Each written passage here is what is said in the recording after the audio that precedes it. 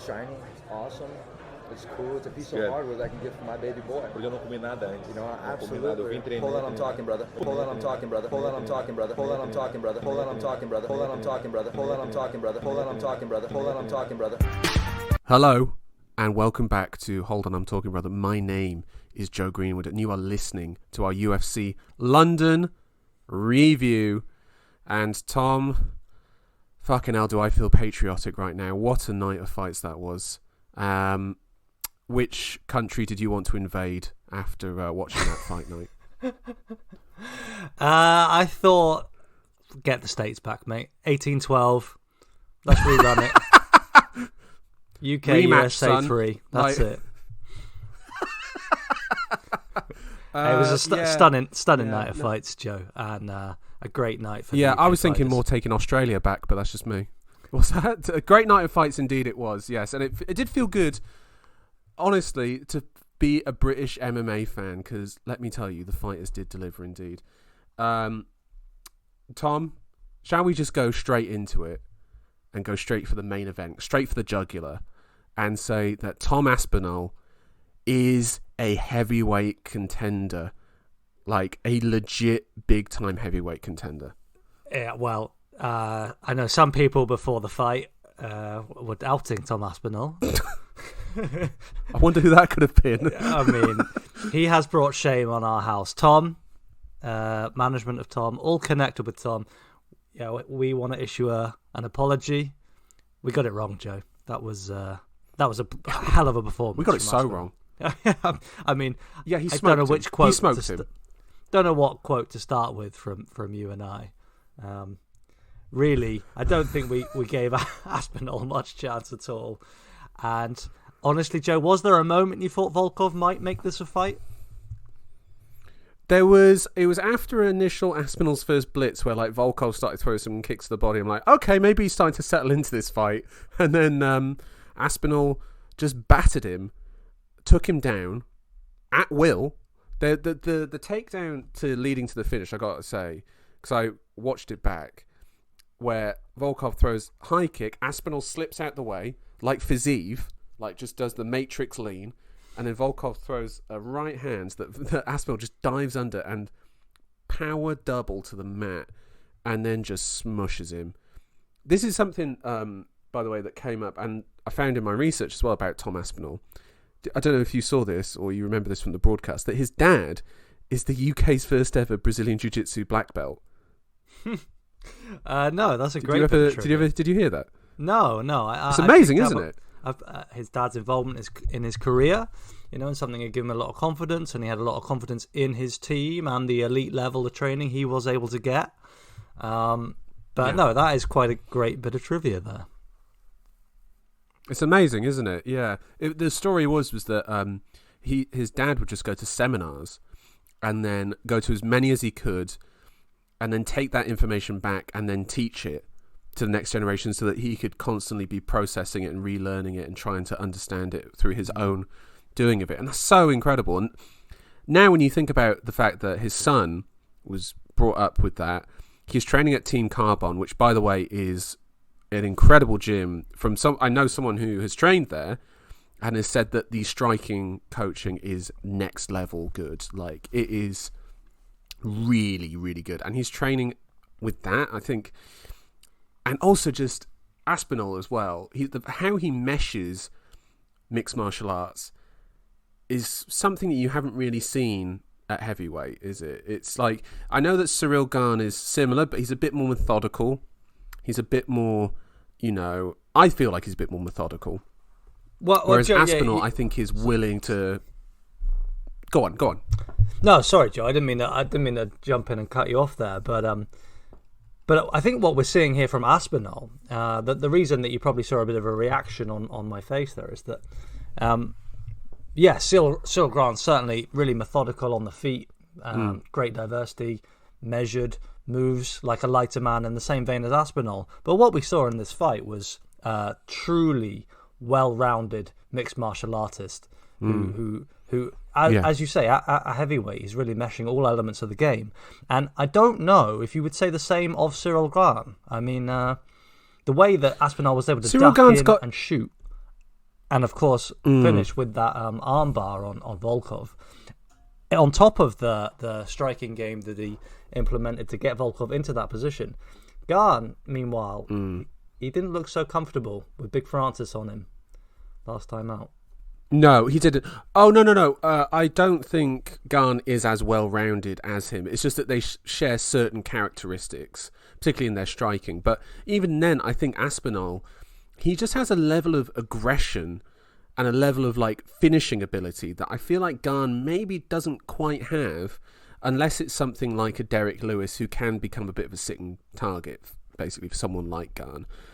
And I just thought Aspinall was just incredible. I mean, let's go into this. I mean, the hands were accurate, quick, and stinging. Like, even like the first exchange, like a 3-shot combo landing on Volkov with ease. And it's like how he mixed it to the body as well. It was just really impressive, just how he blitzed him every time with his hands. It wasn't like there wasn't like a jab to sort of feel something out. It was like a blitz every single time. Well, Joe, let's just be clear about it. We both picked Volkov by decision, I believe. No, I think you had Volkov by KO. Was that right? No, in I had the later decision. rounds. No, I had decision. Also. So I had decision. I had decision. Yeah. In that vein, I had everything I saw there.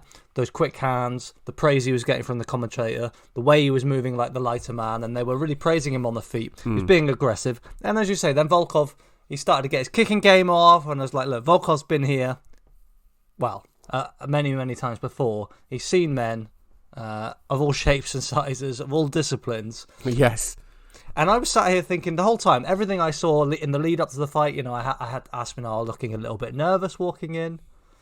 Looked a little bit green. Volkov, he looked quite masterful. Just another run out, just another main event for Volkov. And I got to say, even in those early exchanges... Been here, done that sort of thing. That's it. And I really thought, even in those early exchanges where Aspinall, as you say, he was crisp, sharp, and certainly fast. I was still thinking, yeah, all right, Volkov, he's looking a bit uneasy. All right, that was a nice shot from Aspinall. Yeah. All right, but Volkov, yeah, he's got all the grappling now, and yeah, okay, and slowly but surely, you suddenly realise that Aspinall is on top in every exchange, and he ended up totally outclassing Volkov. Volkov was never in this fight, Joe. It's crazy the performance we've just seen. Yeah, and think about the guys that Volkov has lost to in the UFC and how they've beaten him, and the end results being decisions mostly, apart from Derek Lewis, which was that insane knockout after being dominated. No one's really treated Volkov like this in the UFC. This is a guy who is extremely experienced. He's a former world champion in Bellator, and he was made to look like a scrub. And that is not. Some people will say like, Volkov's not all that, whatever. No, Aspinall is just that good. It's one of those things of this guy is so good that he managed to make someone this high level look like an amateur, basically. Joe. And I think Aspinall is a title contender. Yeah, that was my next question. I mean, this was a real standout performance. A huge scalp and an announcement on the kind of world stage. And who's next for him? Who's next, Joe? I think he called out Anthony Smith in June. What do you think? No. That's no. He said Tuivasa. Yeah, Tuivasa. Yeah, you're thinking of Paul Craig. I'm thinking. Yeah, got my head elsewhere. Yeah. I would say Tuivasa. My pick personally would be Miocic.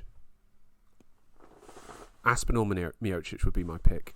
I sat back in my chair then to take that one in.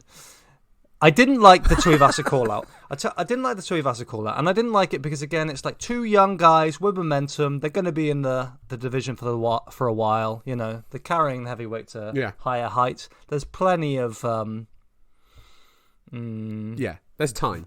There's time, and there's plenty of vets, like kind of lower-hanging fruit up there. No offense, Anthony Smith at light heavyweight, but I'm classing you in the same, kind of guys who are never going to get to the very top, and they should be thrown to the young lions. Miocic, that's a big fight.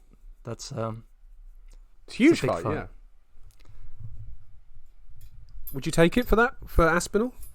I think there are. I mean, there are others. I feel like, yeah, he's definitely shown he is in that Lewis? top tier with the likes of Yeah, I guess you are looking at someone like Derek Lewis, but he's coming off such a bad loss already to Tuivasa. Maybe Lewis is not enough. Maybe Tom Aspinall is too big. He's too much for Derek Lewis already.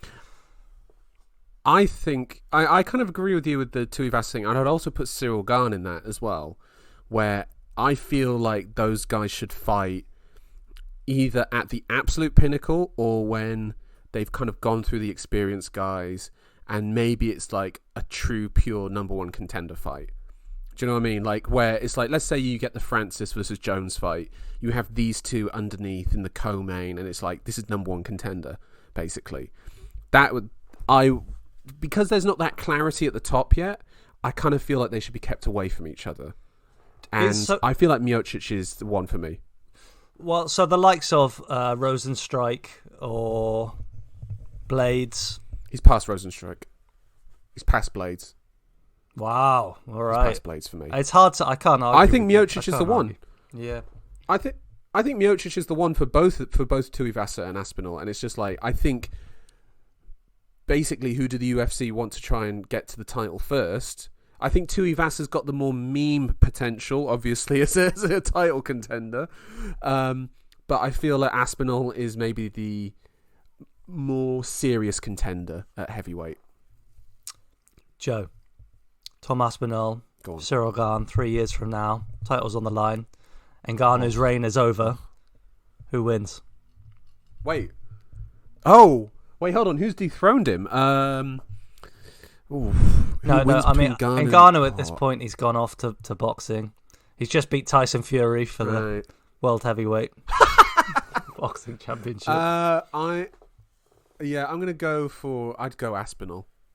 Oh my god! I've got to back the English boy. Joe, it's the guilt. It's the guilt, mate. It's the guilt of our predictions. They're still so present in the mind. No, it's pride. It's rule Britannia. You know, it's the need to see an English champion that's not just Michael Bisping. And no offense to Michael Bisping, but I want to see another English champion, and I think Aspinall might be the best shout for it. One last note before we move on to the next fight, because remember we were on a time schedule here, and I know our listeners are very busy. Yes. But I think this Aspinall display, I think it means something for us here close to home on Hold On, I'm Talking, Brother. Mm. Yeah. Joe, you're a big fella. Yeah. I am. But I think what we see now is the division. It's moved on. You got to be light on your feet. And it's not enough to just be a big guy anymore. You got to have something more. So I think we can safely say it's got away from you, mate, and you'll be staying with the podcast a little bit longer. Do you reckon? I think so. I can't make it a heavyweight now. I mean, I did worry about losing you. I know you were starting jiu-jitsu any minute now. But I am now assured, having seen this new crop coming through, I think you're better off with me, mate. I think I agree. I think I'm going to stick to the podcasting game, and I think the lightness and deftness of a Tom Aspinall would just be too much for me. Which I'm happy to admit that. Right, Tom. Let's talk about the co-main event. Speaking of a coming out party, my word, Arnold Allen, who has spent the last few years kind of working in obscurity, developing a 7-0 record in the UFC. Gets his biggest matchup with Dan Hooker, coming back down from lightweight to featherweight. And oh my days, he absolutely mollywopped him, didn't he? This was about as one-sided as it gets. Hooker was not in this fight at all. And Arnold Allen smoked him. And my word, what a performance. Just absolutely battered him. Joe, I don't agree. What? I don't agree. What do you mean you don't agree? Well, it wasn't. Lay down why. It was all right. So, for me, it wasn't totally one-sided. It wasn't a demonstration of Arnold Allen's skill and the talents he's used to amass a 7-0 record. What it was a crazy brawl. I loved it, don't get me wrong, but in that flurry, in that wild exchange where Allen was winging hooks, he got dropped. He ate a solid shot from Dan. He got clipped. He got clipped a little bit. Yeah, he did get clipped. I don't think he'll look back on that. Of course, it's a big moment for him, but I don't think he'll go back to the gym, and I don't think his trainers will be ecstatic with him fighting like that, because no, it wasn't a skillful display, Joe. I don't know, but I disagree about that. The shots that he was landing and the combinations that he was landing, that's a lot of skill to be doing that at that speed and like chaining them together the way that he did, and his in the moment choosing when to burst, the fact that he had this burst, stepped off the gas for like 30-40 seconds and then went for it again, switched it up to the elbows to get the finish. I thought there was some good fight IQ there from Allen to know not to like, right, this guy's hurt, but I've used up a lot of energy here, I'm going to take a step back. There was skill and thinking and technique that went into all that, but I know what you mean in terms of this is not going to be his vintage performance. This is going to be the most notable performance because of the fight. But I don't know, is there maybe a part of you that thinks he did that deliberately to elevate himself within the fan base of just I've got to go out and I've got to bang with this guy? That's it, Joe. Yeah, I do think that. I think he thought, well, as we were saying before, I'm 7-0. I've just watched Paddy Pimblett come and light the arena on fire. We'll get to that in a minute. And nobody really knows my name, you know. I'm going to go out there and show the heavy hands that I've been noted for in training, and I see weakness, I smell weakness in the beaten hooker, the hooker who's taken so much punishment over the years, and I'm just going to go in there and out power him. I'm going to emasculate him because I'm younger and I can take those shots. I'm more athletic. And I think he saw that. It kind of, you know, let's say it's Ngannou Rosenstrike, but at featherweight. That's how I. That's how I'm seeing this. Wow, really doing Rosenstrike dirty there, considering he was undefeated going into that fight. But I kind of see what you're saying there. It was him announcing himself to the larger MMA fan base. I think Aspinall obviously did the same thing off the back of the Pimblett win, as well, knowing that, okay, I've got to go out and then perform. I can't cruise to a decision now after how red hot the crowd was. So yeah, it was. I understand what you're saying in that regards, and I think that probably in his next fight against a higher caliber featherweight, he probably is going to have to be that more reserved fighter, you know, that more calculated performer that he has been before. And Tom, what do you make of his call out of Calvin Kattar, and do you think that is the appropriate opponent for him? I do. I'm happy with that fight. I think that would be a great matchup. I don't think you just go and mollywop Calvin Kattar like that. We haven't really. If he does, well, if he does, then he's 10-0 in the UFC, and you've got to be looking at a title shot with a run like that. I think it's the right kind of opponent for him. Title shot for sure. I totally agree. I actually see that fight as a potential number one contender fight as well. You know, depending on how the next couple title fights go for Volkanovski against Zombie, and then potentially Max Holloway again. Again, there would be that perfect symmetry, that perfect sort of planning of if you did Volkanovski Holloway 3, had that as like a co-main event, you know, on the card of just like, it's that sort of booking that I like. The timelines could match up quite well, considering their sort of fight schedule. And again, stylistically, it would be an interesting matchup. Two guys that can have extremely good striking going at it to, again, as you say, give us a number one contender. And as you say, if he goes to 10-0 in the UFC, has to be a title shot at that stage. It has to be. There should probably be a clause there, shouldn't there? You cannot win 10 fights in a row and not be challenging for a belt in any division. That's absurd.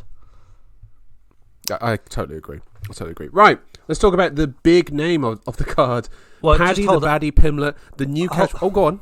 Yeah, sorry, Joe. I didn't want to break you up there. Yeah, hold on. I am trying to talk, brother. I'm trying to say we picked up some points there, Joe. We got 0 in our predictions game for the first fight, but after that one, we're off. Oh, yes. Would you get 1? I believe I had Arnold Allen by decision. So yeah, same here. Let's talk about Paddy Pimblett versus this Vargas bloke. I can't even remember his first name. Pimblett coming out. This was the talk before. What sort of walkout is he getting? Didn't get the full pay-per-view main event walkout, but something close to it. Of like, let's build the music up, let's get the crowd going, and out he comes. And boy, oh boy, did he almost not deliver. That was for a moment a little bit hairy for Paddy, and I think kind of actually quite a good display for the casual of what sort of fighter he is. Bit chinny, but definitely exciting, but nowhere near good enough for a ranked contender anytime soon. Well, yeah, I think you've probably summed it up pretty well there, Joe, but I'm not sure the casual... Thank you. Of which, I don't want to cast any aspersions, but I'm not sure the casual that I believe you're describing came away from that thinking, Paddy Pimblett's not that good. I think they came away. They came away from that thinking, oh my god! And the thing is, for me, you say he didn't get the full walkout. He didn't get the moment. It certainly felt like that here. I know you've seen him back in Cage Warriors, and he's got a. You were referring to Conor in his early run, how he really got promoted by the UFC. But, I mean, his walkout is the only one I really remember from the evening. I remember the dark, I remember the lights on the phones. And, there was you could just feel that energy. You just feel it, Joe. It's that energy. You feel the hype, don't you, of this guy? You absolutely do. And I think, probably the listeners picked up on the preview that we're not huge fans necessarily of Paddy, not just yet. But it's I don't know how it's transmitted through the television. I don't know how we can feel like we're part of that moment. But this is the thing, the beautiful thing about having the crowd back, is that was a moment there, Joe. Paddy Pimblett captured that moment, and I'm excited about it. I loved it. Yeah. What about you? Did you really? Yeah, I mean, well... Wow. Mate, I get swept up. I get carried away. And, the man's gone out there. He's he's given us what... I enjoyed the fight. He got knocked down. Nice. Yeah. Nice. I mean, just to break down for the listeners maybe who haven't caught it yet. Nice judo throw from Paddy to put Vargas on the mat. Vargas clearly not in his element once they got down to the mat. No. And, once Paddy had kind of got the body triangle, got his legs locked in behind Vargas, it never really looked in doubt. It was all plain sailing once they were on the ground. Yeah, I mean, I know it technically wasn't a knockdown. He did get clipped and he went for a takedown off of the sort of punch, which made it look like a sort of knockdown. It was a failed takedown, basically. All right, I'll break it down, my sort of reaction. Just like, okay, they've been hyping Paddy up. Okay, Vargas comes out. Okay, cool, whatever. And then Paddy's entrance is just different. I'm just like, okay, right, they're pushing him. And the thing is that it's something exciting to see them push someone like this in just ever so slightly subtle ways of just like, we're going to give him a slightly longer entrance, going to let the crowd build up a bit. And then you see the reaction of when he comes out and his energy of when he's walking to the cage, because you can see his excitement as well, and then the fact he feeds off the crowd, the fact that he's performing in front of a British crowd as well, and how crazy they're going for it, similar to when Conor fought Brandao, how crazy that crowd was for him. And I'm like, oh wow, I'm actually really hyped for this. I'm really excited to see this happen. What's going to happen? And then he fights, and I'm like, yeah, that's about what I expected. Like, it just wasn't. There just wasn't this thing for me that I just can't quite get wrapped up in it in the way that I did with Conor. Well, it wasn't. It wasn't. I know that Conor McGregor, Dennis Seaver. It wasn't Conor McGregor, Dustin Poirier. But no. But the energy was right. The energy was right. I don't know. I think it's hard to take anything away from Paddy here. He got given a guy with clear weaknesses. He exploited them. He picked up the W. Now let's see a proper matchup. Who's that matchup going to be, Joe? Who are we matching Paddy with? Who would I match him up with, or who do you think the UFC will match him up with? Well, let's start with the UFC, and let's start with you, and then let's move to the realistic matchup. The obvious one to me is Topuria. Topuria is the matchup for me. You got the beef. Paddy's already dismissed him, meaning that I don't want any of that smoke. Paddy dismissed him in the post-fight, Joe. He wanted to make that very clear. That fight was not happening. He saw Topuria fight. He wants none of that. I would want none of that if I was him. Particularly also Topuria's post-fight, which BT bleeped out most of it. Have you managed to catch it afterwards? There's a lot of "you're a bitch, motherfucker, blonde-haired bitch" sort of thing towards Paddy, which, by the way, I know it's maybe not the correct thing to say, but is all the funnier and more menacing because it's English isn't his first language. I don't know. I enjoy it. Topuria is the fight, although that's not going to happen because do you see what Paddy Pimblett's pay was for this fight? 12 and 12. It's tough out there. 12 grand to show up, 12 grand if he wins. That is pathetic. Absolutely. But so I understand where he's like, I'm not going to fight contenders till I get some more zeros. No, well, of course. But go on. But of course, his persona is already paying off. Signed apparently a 7-figure deal. Who knows? But a 7-figure deal sponsorship. With Barstool? With Barstool Sports, yeah. So the Paddy show, the Paddy train is well stocked with fuel. Who are the UFC going to match him up with, Joe? Is there someone in the lightweight division with a 1-3 record, 1-4 record they can match him up with? I mean, no, seriously, because if I'm the UFC, I'm not giving him a new contract just yet because it's like, all right, well, I'm just going to keep milking his popularity for a while until I have to give him a new contract. And then it's like, okay, you got this new contract, great, you're fighting Brad Riddell now. Do you know what I mean? Like, you're fighting someone decent. You know, you're fighting Moicano. You know, you're going to be in there with someone of a high caliber and you're going to be on pay-per-view. Whereas if he's now on this current pay grade, I'm not so sure that there's much need to sort of really give him someone of like a high caliber. I mean, what were you thinking for Paddy Pimblett? Well, I'm thinking, you know, just because the prominence of the man is so great, maybe it's time to get him in the rankings. But at the same time, let's be strategic, let's be realistic. I'm looking at the kind of lower hanging fruit in the rankings, at least numerically speaking. So we're talking about the likes of Sarukian, number 11, Gamrot, number 12. No. Riddell. Wait, hold on. 14. You think you want to put him in there with Gamrot? No, I'm saying it's a problem if I'm a UFC matchmaker because I do not want Paddy Pimblett to fight any of those guys. There is a man, number 13, Joe. A certain Daniel Hooker. Oh, no. No. Okay, I'm going to give you the names right here that I'm thinking. Thiago Moises.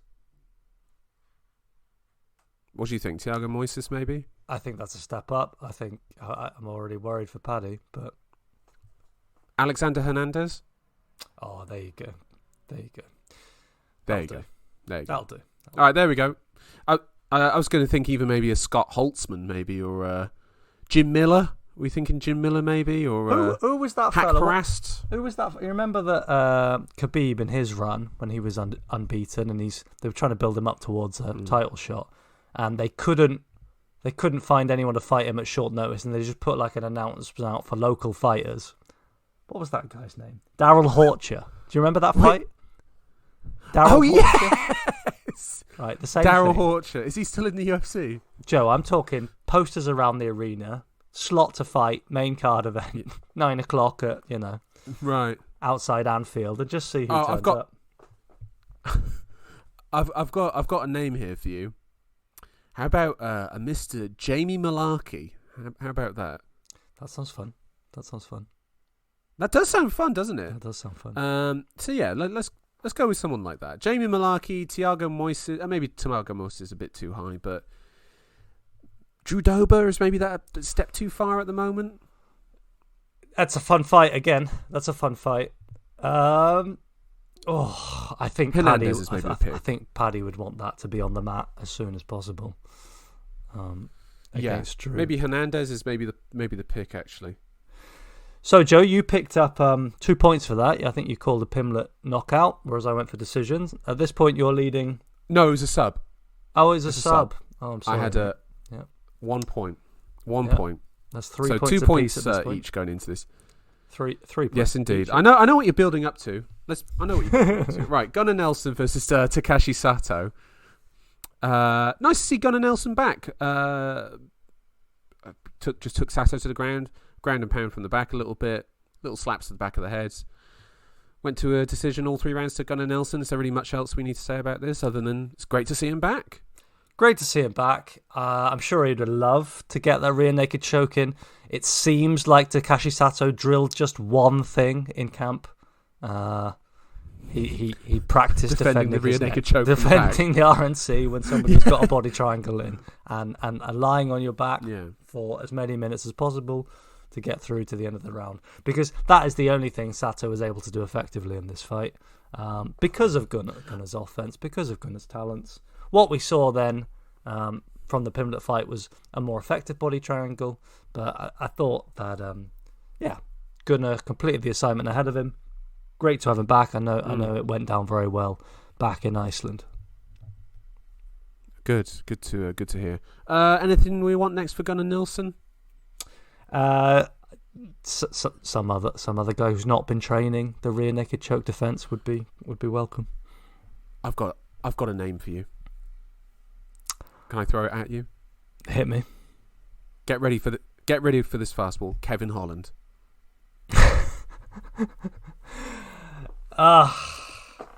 Kevin Holland. Wow. No? I mean, the thing is, I like Kevin Holland, and I like Kevin Holland when he's striking with people.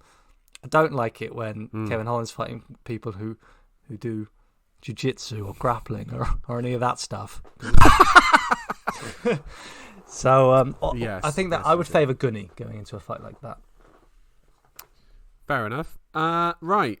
Molly McCann delivering what could be the knockout of the year over Luana Carolina, which, by the way, my prediction for this fight was a Carolina decision just because of the fact she had much longer reach, and in a fight that I watched of hers, she jabbed the fuck out of someone, and Molly McCann has big looping shots. Now, what did we see from this fight? Molly McCann with big looping shots and Carolina with the odd jab here and there, which seemed to do sweet fuck all. All right, I'm going to put this out here now. Is this the knockout of the year right now? Joe, it's certainly the knockout of the night.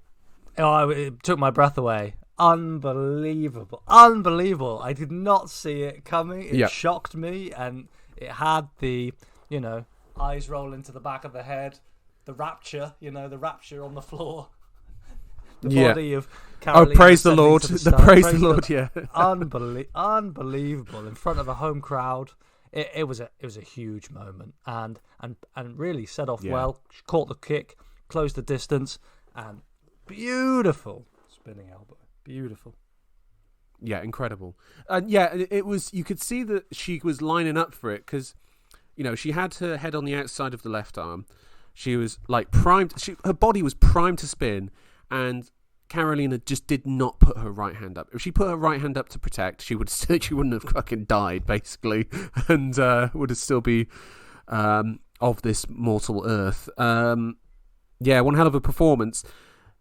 Followed up by an incredibly cringe moment of McCann taking a replica belt from the crowd and walking around with it like she's the champ and wants a bit of that smoke. Does it remind you a bit of... Do you remember when Kelvin Gastelum was supposed to face Whittaker? And then he was in the crowd watching Adesanya face Anderson Silva after his fight was cancelled.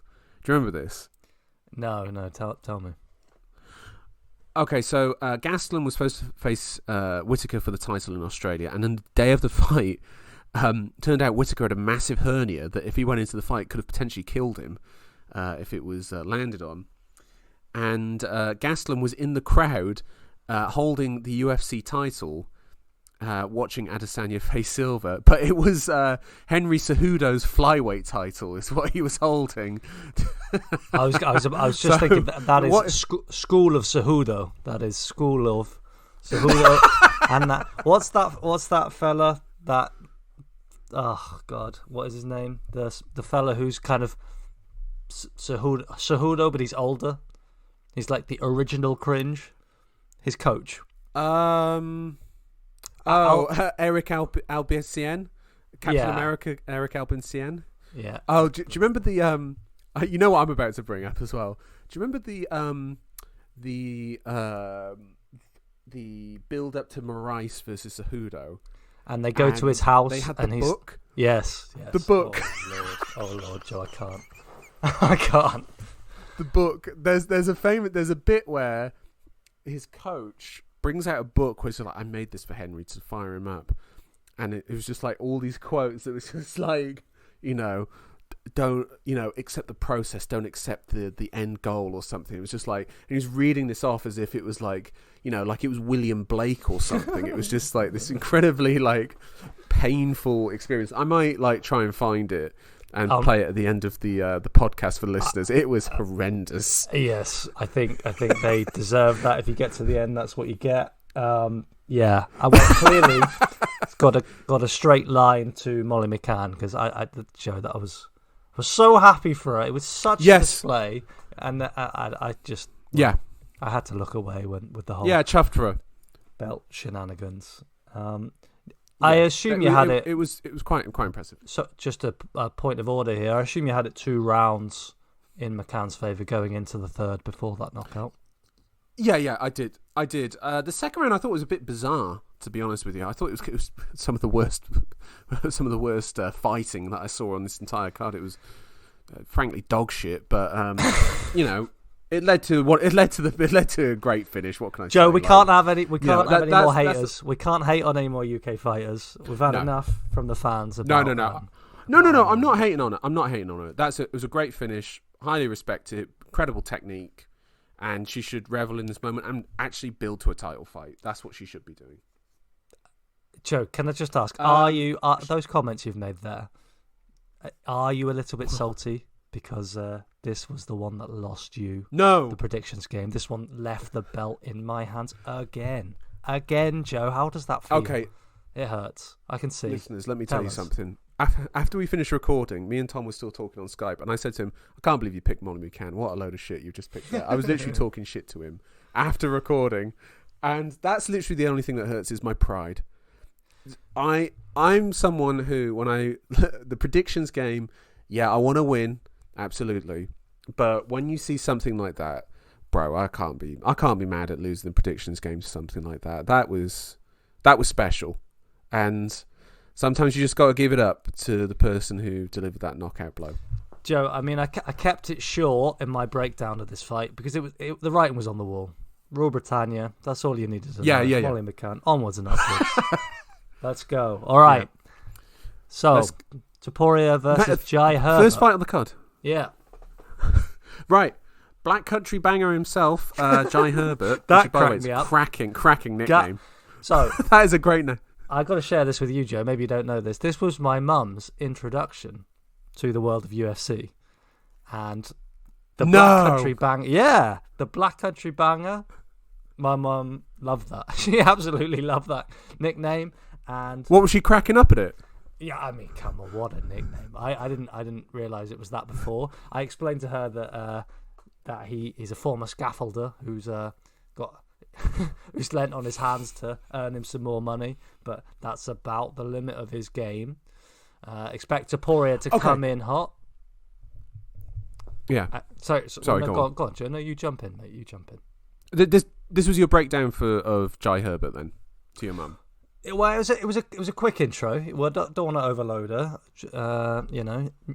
New fan of the pod. Got to break him in easy, bit gentle.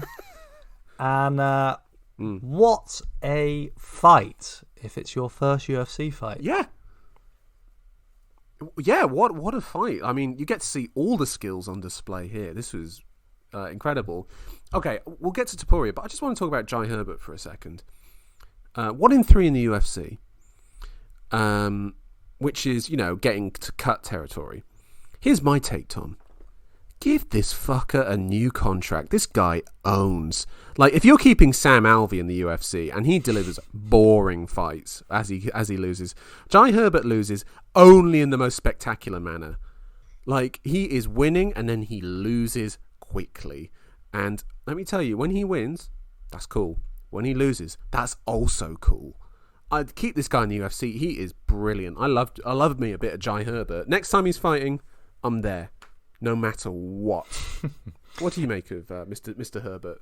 Well, what I make of him is he's definitely an interesting fighter. He caused Topuria a lot of problems in that first round. The range, the accuracy of his jab, the striking, it was too much. The high Topuria. kick. The high kick. Well, Joe, I was about to get to that. We talked about the skills, all the skills being on display. The most important skill in this fight was eating a fucking monster high kick to the jaw. That was outrageous. How did Topuria get back up? How did he? That was unreal. It was unbelievable. That was flush, Joe. That was flush. He wasn't. It was set. It was flush. Huge combo that he ends with a massive left high kick that Topuria takes on the chin, knocked down, and then gets straight back up like an absolute animal, and then goes for takedowns, gets Herbert down, Herbert gets him back up, and then proceeds to fucking smack him around a bit more. Incredible combos from Herbert. Big knees, big time knees up the middle that would just land in flush on Topuria. I mean, obviously, once it got to the ground, Topuria was so much more advanced than Herbert. And I was like, okay, that's what's going to happen in the second round. He's going to take him down, and he's just going to work on him from there. But let's get to it. All my notes say, I don't know if you can see this, Tom. I'm just going to show you. Round 2, I don't know if you can see this right here. It just says, oh my Christ. Like, that is one of the most hellacious knockouts. First off, the combo, head, body, head, that he went for literally 5 seconds before, and lands it the second time. The head shot, the first one, just grazing the top of the head. Then the body shot for the left, deep into the body. And then the right hand that sends into the land of wind and ghosts. That was... The only word I can use to describe that knockout, Tom, is succulent. Because that's what it was. That was incredible. Yeah, well, finally... What do we think for Topuria next? Well, finally he did work his way into the pocket. Herbert, he won round 1. You'd agree with that? Yeah, for sure. Right. Yeah, for sure. And then, yes, finally, young Ilya gets himself into range. Herbert against the fence, and as you say, beautiful combo and a big right hook to finish it. It was a bit bite down on the mouthpiece. It was Cody Garbrandt, but you've just eaten a head kick. It was Cody Garbrandt's evil twin. Yeah. What next for Topuria? Is he a featherweight now, Joe, or is he gone up to lightweight? No, I think he's a featherweight. I'd say go back down to featherweight, and I'd say fight Yair Rodriguez, personally. Or if there's a fight at lightweight, the only fight at lightweight, if I was him, that I would take would be Pimblett. Personally, if he can get that fight, take it. I think that's a winnable fight for him. Paddy Pimblett. No offense to Paddy. The hype train is it's very nice to see, and I'm happy that people are enjoying it. But if I'm Paddy Pimblett, I stay the fuck away from Ilya Topuria with everything I've got, all my negotiation with the UFC. I do not want Topuria. If I'm Topuria, go back down to featherweight. Yair Rodriguez, I think, is the fight to make, and to be honest, I think that's quite a winnable fight for him, to be honest. So, of course, this fight was at lightweight, so I don't know if it does impact on his rankings at featherweight. Right now, they've got Topuria ranked 15th. Yair Rodriguez... At featherweight? At featherweight. Rodriguez is ranked 3rd. So it would be... Yeah, it would be a little bit... Sorry. All right, who's ranked 9th? 9th, you got Bryce. Arkansas's own. Where's Barbosa? Barbosa's 12th. Where's Barbosa? Don't do it. Don't do it to Barbosa, Joe. Wash your mouth out. That is Disgraceful. Hatred. I know it's filthy, but fuck it. I am not. Fuck it. I will not have that done to Edson. I will not. All right. Shane Burgos. What do you have? Shane Burgos. Swag and bang. That's it. There you go. All right. Signed, sealed. You sold me. Oh, what about what's Quarantillo up to? That also does he have a fight booked? That makes sense. I'm not sure. Not sure on that. Yeah. Okay, I like a Burgos or a Quarantillo. I still think Edson Barbosa's the fight to make. Sorry, Edson, but you need to be fed to the young. Which, by the way, is a topic we will get to in a minute. I've got something I want to throw at you. Right, prelims. Should we just shall I throw you some stuff from the prelims and we can just go through it? I think we have to, Joe. Like, they were amazing. If you haven't seen it yet, listeners, get Incredible. those prelims on. Amazing fights. One of the best. Bro, this is one of the best cards. This is the best card I've seen in a long time, like top to bottom. Right, starting off the night with Mohamed Makoev. Oh my god, I'm so sorry, mate. This is Cody Durden. Cody Durden, by the way, do you remember this guy? He beat a fighter from Mongolia, and said, "Go back to China." Do you remember this? This is that guy. I've seen it since then. Yes. Yeah. Did you hear what Makoev said to him? Wasn't it like call the US embassy and they'll help you get home or something? Trash you are. Sorry, this guy is a fucking legend. I love this bloke. Get him. I love this guy. In fact, he's Georgian, isn't he? Is that his No, he's Dagestani. Dagestani again, Joe, I believe. Oh, Dagestani, but he represents England. That sounds like a potent combination. Yeah, he's going to have some nasty hands and some nasty ground game right there. Like, again, if I was just running an MMA gym, I would just be like, get me some Dagestanis and get them in there with some British boxers, and then we'll be good to go. That is my ideal gym right there. This guy owns. What a knockout this was. Oh no, sorry, a guillotine choke. The knockdown into the guillotine choke. Love it. Absolutely brilliant. Yeah, get him a contender. Brandon Royval maybe for Makoev next. I mean, he's so young. He's only 21. Fuck it. Get him a title shot. Come on. We're all in.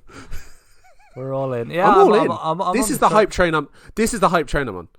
I am ready to board. I am standing at the platform, but I don't want to see. Guy's 21, debut in the UFC. I don't know. I feel like there must be a slightly easier step than Royval. Bro. Choo choo, motherfucker. I am on that bus. Royval. Right.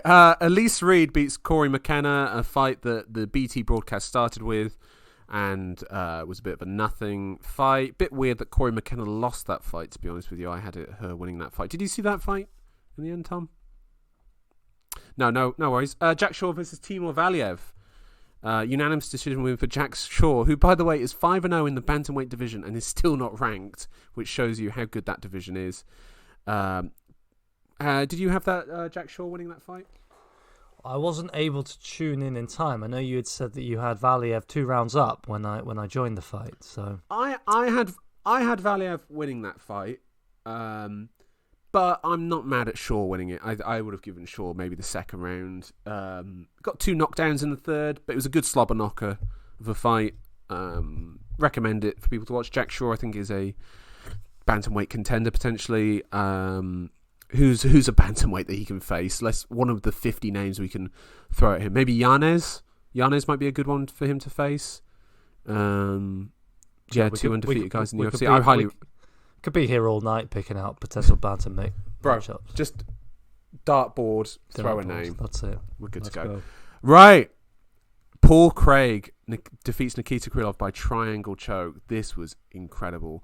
Goes to the ground almost immediately. Krylov is throwing ground and pound from above Craig. He's landing some heavy shots, and you're like, oh my god, Craig might go out here. But it was a part of Craig's trap. Nikita Krylov throws a left hand. Craig catches the arm and throws up the triangle sub for this finish. Oh my word.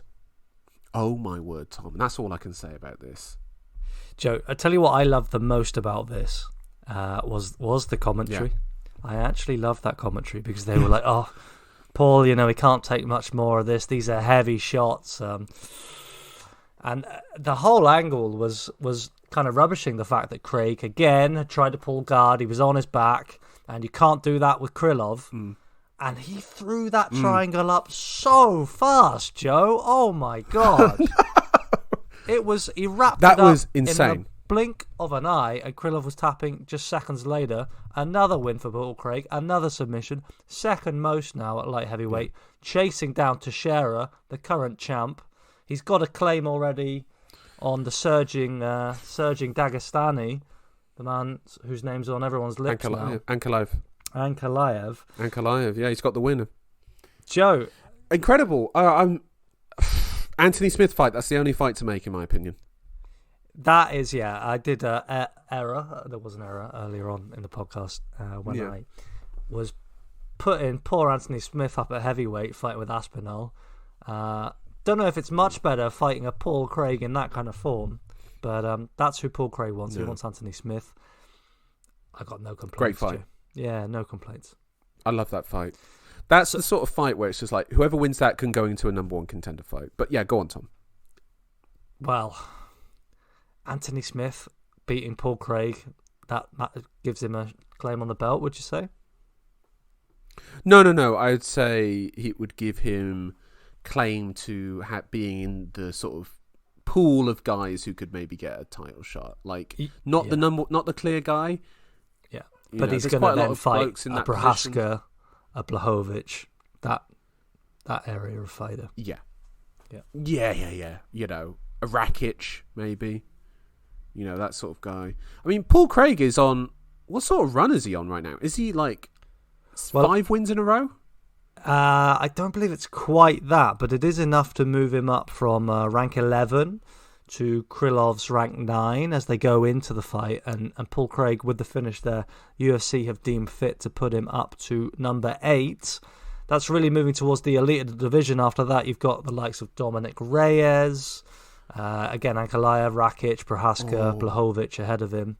So he's at the top end of the division now. By the way, he is on a 5-fight win streak. Oh no, he's on a 4-fight win streak. He had the draw with Shogun, and he had the win over Vinicius Moreira. So technically 6 fights undefeated, let's just say. Joe, my problem with that is, Joe, 2 of those fights are a totally washed Shogun Hua. and who is Vinicius Moreira? So okay, well, he needs to get a win, but all right, let's say Hill and Krylov. Those are 2 really good wins for him, I think. Excellent. Right. Let's just quickly round off the prelims. You had Sergio Pavlovich defeating Shamil Abdulrahmanov. I'm sorry, I really fucked that name up. Anyway, Pavlovich won with... well, you don't need to know it anymore, Joe. KO. That was a smoking. My only question coming out of that fight, which was stopped with a TKO, Pavlovich landing on Abdurakhimov, and then Rakhimov kind of... Yeah, I've done it again, yeah. Abdurakhimov, he was kind of covering up on the mat there. He ate a couple shots, but he was defending sensibly. The only question I had coming out of that was, can you actually cover up like that at heavyweight and expect the referee to let the fight go on? No. So, there's a bias towards that. No questions about that stoppage for you then, Joe. I mean, I know Abdurakhimov, he was not happy about it at all, protesting instantly, didn't really take any damage. Hold on, but he wasn't doing anything to improve his position. He was just lying there fucking taking shots to the hands and to part of the head. It's like, well, I'm sorry, you need to be moving and improving your position. My point would be, though, whilst I agree with you 100%, you do want to see that from a fighter who's taking shots. There's no way that fight gets stopped at lightweight, welterweight. I don't think middleweight either. No way. Well, I've seen guys eat 50 shots like that. Yeah, maybe. But again, it's like, should they be taking 50 shots at middleweight in that position, particularly in that sort of position on the card, prelim, two guys that aren't ranked? You know, is there really the need to be giving that sort of... No, but is there much need to be giving them that sort of leeway where it's just like, listen, bro, you've been dominated. You know, you need to sort of live to fight another day. I say that's fine. I mean, personally, I would... The thing that should be coming from this is Pavlovich was a great finish. Nice lead uppercut, knockdown, good ground and pound. Joe, good Pavlovich, finish. I think this guy Pavlovich could, is a problem. He's a problem. He's another one of these mobile, extremely athletic, quick heavyweights, and the man has got some heavy hands. So let's get him up the rankings. Let's get him fighting. Who do we want? Derek Lewis. Yeah. Fuck it, why not? Yeah. Who cares? It's a real who cares at Dorcas. heavyweight, I feel like. It's just like throws. Dorcas has got Blades next, doesn't he? But we'll get to that main event in just a moment. And then lastly, but certainly not leastly, Miracani defeats Mike Grundy in a weird fight where Grundy went for a takedown. Miracani goes for the guillotine, changes it to an anaconda choke, and sends him to sleep, basically. So, good finish from Miracani. Is there anything you really want to say about that fight? Not much, just a quick bit of sympathy for Grundy, obviously fighting with a lot of emotion there, with the background with his father, the diagnosis, and it was kind of a textbook, what not to do. Yeah. Walk straight in to that choke, and onwards and upwards. Onwards and upwards indeed. So, God bless you, Mike Grundy, but yeah, that was not a great performance, I'm afraid. And Miracani, interesting enough fighter, but no comment. There's not really much to say about him. No. Right, should we get to the news? Yes, let's go. Okay, let's talk about the big news. Jorge Masvidal attacked Colby Covington in a restaurant in Miami the other night. Found out where he was through someone's Instagram story, in which they were bragging about, I'm with Colby Covington in this restaurant, blah, blah, blah. Masvidal turns up, hood up, surgical mask on, and proceeds to sucker punch him twice, knocking out or chipping a tooth, and then running off, and then proceeding to brag about it online. He hasn't been officially charged yet. Didn't officially say he did it, but Covington has said that the bloke that attacked him, quote, said, "That's what you get for talking about my kids." Now, Tom, I'm going to ask you a very important adult question here. Do you feel bad for Colby Covington in this situation? Wow, that's an interesting question. It's not the one I was expecting. Yep. Oof, that is a very interesting question, Joe. I feel like you've constructed that well, because I was expecting you make it very easy for me to condemn Masvidal, which I do unreservedly. Which I do, by the way. Yeah, no, yeah. And I suspect that would be the line that most people would take. Do I feel sympathy for Colby Covington? No, it's not. No, it's not the line most people are taking. No, it's not. There's a lot of people who are dick riders for Masvidal, like, that's what you get for talking about his kids, street Jesus, undefeated in the streets, blah, blah, blah. Ignoring the fact that he got dominated basically for 25 minutes. Joe, don't talk about the fans, our fans, like that, please. We love you in Madrid or Belgium or wherever you may be. Shout out to our boys in Mumbai. Yeah. That's it. Yeah. Wow. I mean, I guess Colby can expect more of that kind of thing with the persona that he portrays and the man that he is, the man he undoubtedly is. Doesn't mean he deserves it. Where do you stand there, Joe? I'm struggling. It's one of these situations where I think Masvidal is 100% in the wrong, acting like a child. However, there has been interviews of him talking about this. Particularly, there was one on Ariel Helwani's show where he actually outlined his sucker punching routine to Ariel. To which Ariel was just like, that is ridiculous. And Masvidal was just like, that's just what I do. Sorry. Don't talk shit. Here's my thing. Do you remember Covington's incident with Fabricio Verdum, where Verdum threw the boomerang at him? Yes, of in course. Australia. Of course. This was after he talked about, which he was deserved bizarre. That was fantastic. That was after. I supported that entirely. More boomerang violence. And then I loved UFC. when and then I loved when RDA turned up for his face-off with Covington with a T-shirt that had a boomerang on it, which was very funny from RDA. He had the incident with with Usman at the breakfast buffet, where Usman was trying to climb over and attack him. Covington said about Brazilians that it's a filthy dump and that all Brazilians are animals. He made disparaging comments about Kamaru Usman and his father, which I don't particularly want to get into that. He made comments about Jorge Masvidal's children. He made comments about Dustin Poirier's children. This is the thing, is that we're forgetting this about these UFC fighters, MMA fighters, is that they are cut from a different cloth. They are not normal people. They take this stuff very personally, and violence is how they choose to deal with it. And I'm sorry, but you cannot be surprised when sometimes these guys are like, listen, bro, I've got to fucking punch you in the face because that's just what you need right now, and that's what I need to give you. This is your medicine. And the problem is that Covington's developed this persona whereby he's talking all the shit, but it's not in the Chael Sonnen way, which is the pro wrestling, I'm building an angle, brother, we're going to sell some pay-per-views, brother. It's, I'm going to insult you personally so that when we fight, you fight emotionally, and thus I can get the better of you. I mean, he called Tyron Woodley a terrorist for supporting the Black Lives Matter campaign.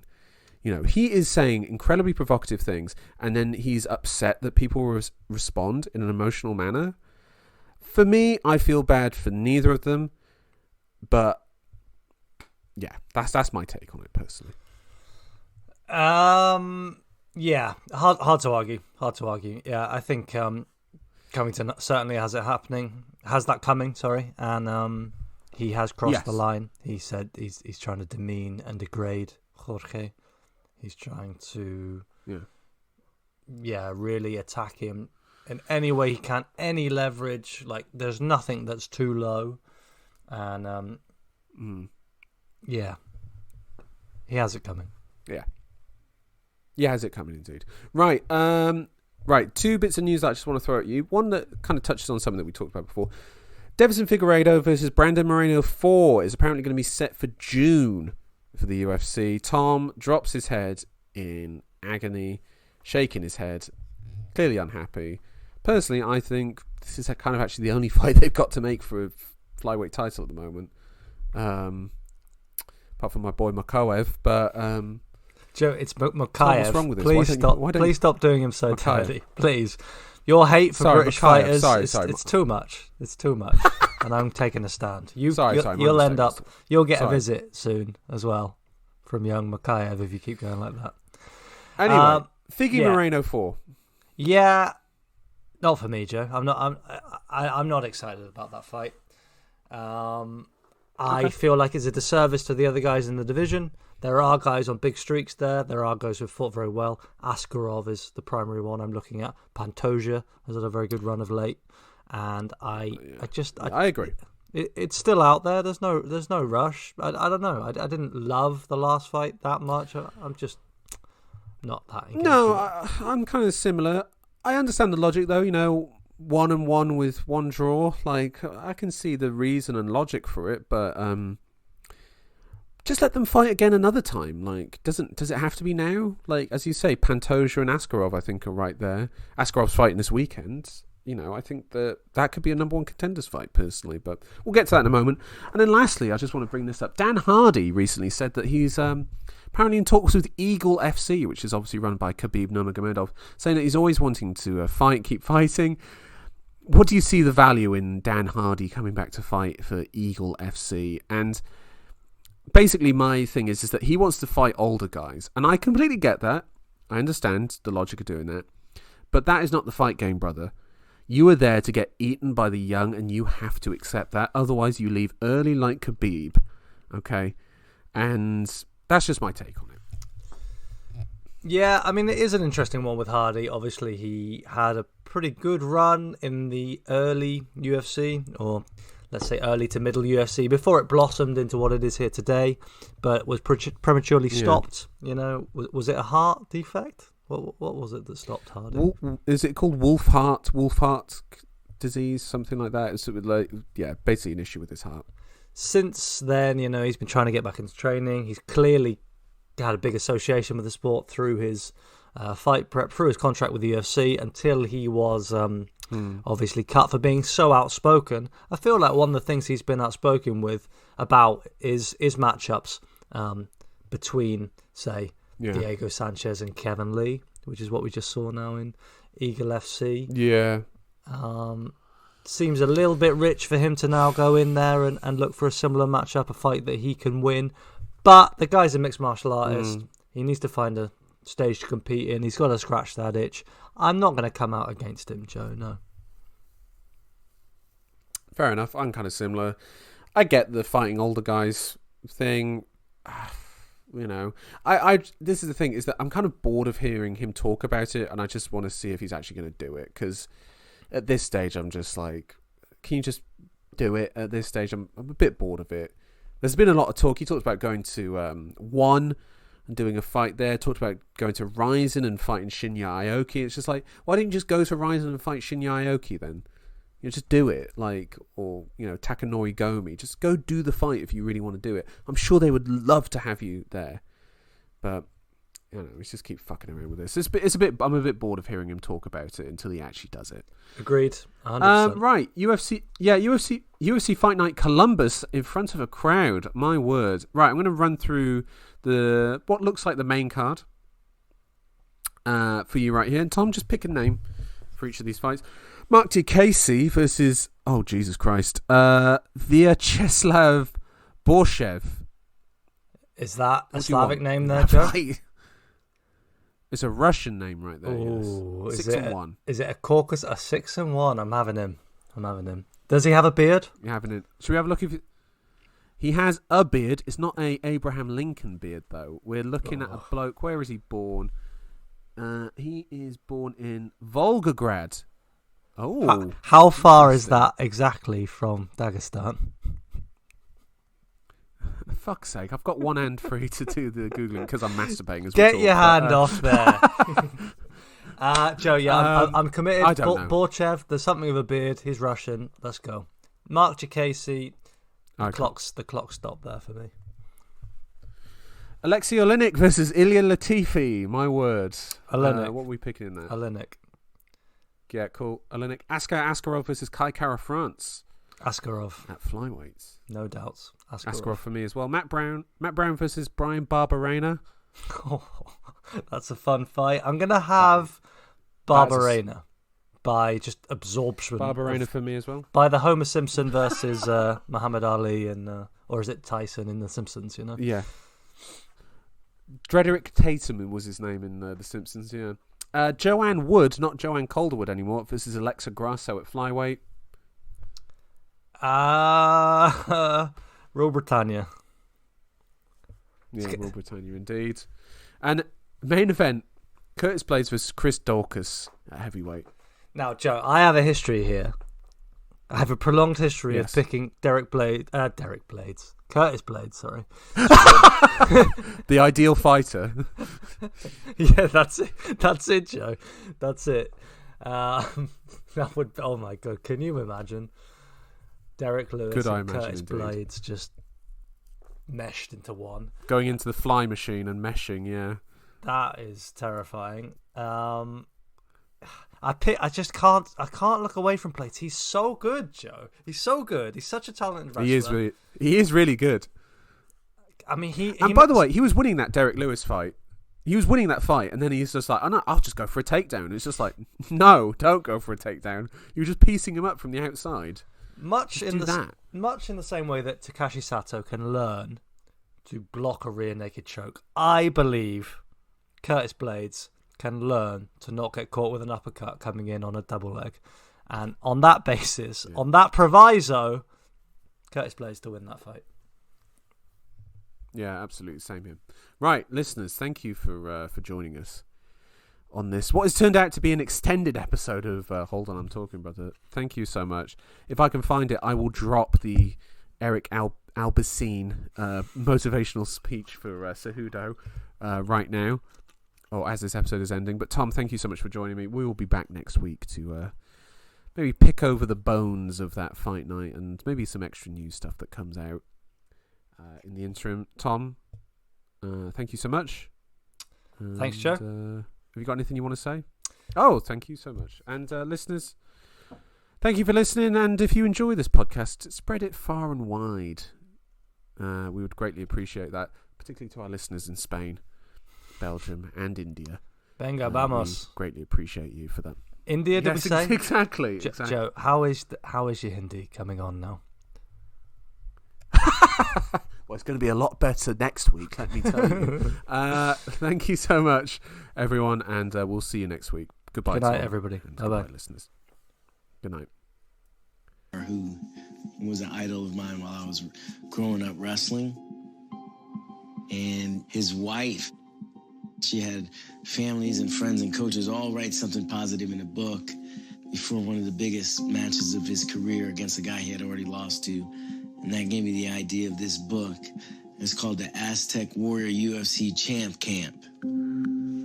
I used it to motivate Henry because Henry had to go out there and really leave it all out there and prove who's the greatest combat athlete of all time. He's a young man with a success mindset, and he wants to be the UFC flyweight champion of the world. There is no going back. There's only going forward. Henry Cejudo with his first UFC finish. Focus on the present, focus on the positive, focus on the process. I'm just evolving. I'm just kind of scratching the surface. I want to fight for the title again. They say the odds are against you, but they don't know who you are. A loss to someone like Mighty Mouse made him a far better fighter. He has a fury inside of him. There is no light at the end of the tunnel. There is only you. You are the light. Just dominant world-class grappling. You are the greatest wrestler in the UFC. You're an Olympic champion. Go out there and show it. I think